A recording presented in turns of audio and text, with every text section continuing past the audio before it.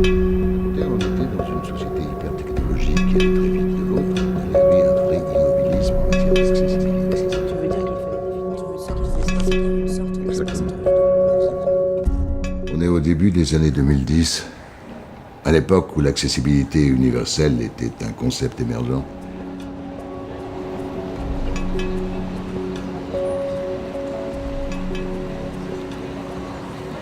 Ce sont des images récupérées par la Pacte. La quoi? La Pacte, l'association pour la promotion et l'accessibilité pour tous. Ou quelque chose du genre. T'as oublié le C? Je sais. Les supermarchés. C'est fou comme on oublie vite ce genre d'endroit. Là, des linéaires de produits au ras du sol, où les clients se cassaient le dos pour les attraper. Plus haut, des boîtes de conserve perchées, inaccessibles aux personnes de petite taille. On rêve. Là-bas, le rayon musique avec les CD. Tu te souviens des enveloppes plastiques impossibles à déchirer? Oui, les CD. Et encore, t'as rien vu. Mais des dates de péremption écrites en tout petit sur les produits périssables. Tout à fait illisibles.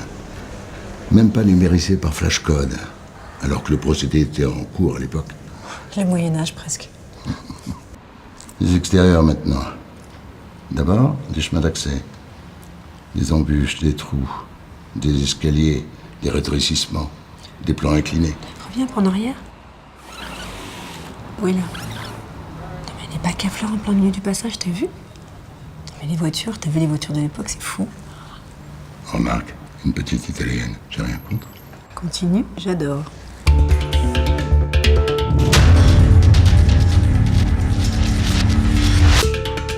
Ici, des photos d'une campagne de sensibilisation dans le cadre de la loi de 2005 et ses échéances. Une sorte de bond en avant.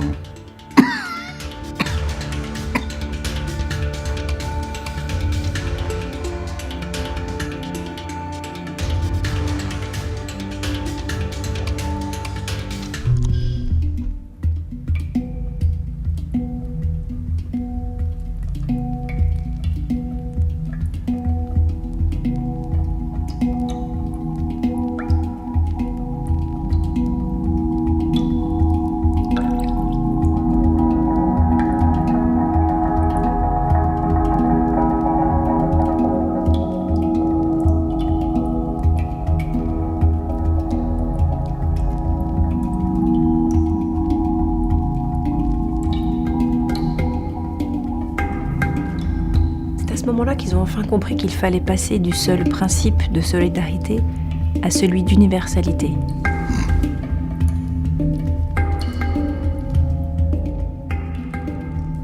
Que l'accessibilité universelle était une question d'état d'esprit, de démarche globale, de philosophie.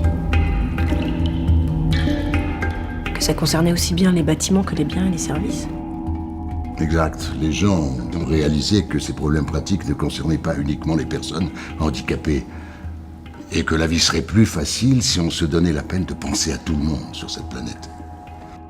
2005, tu dis le grand mot.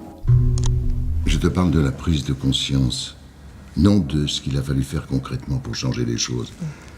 Certains travaux étaient gigantesques, d'autres reposaient sur de simples détails, déplacer un obstacle, apposer un panneau ou un simple picto.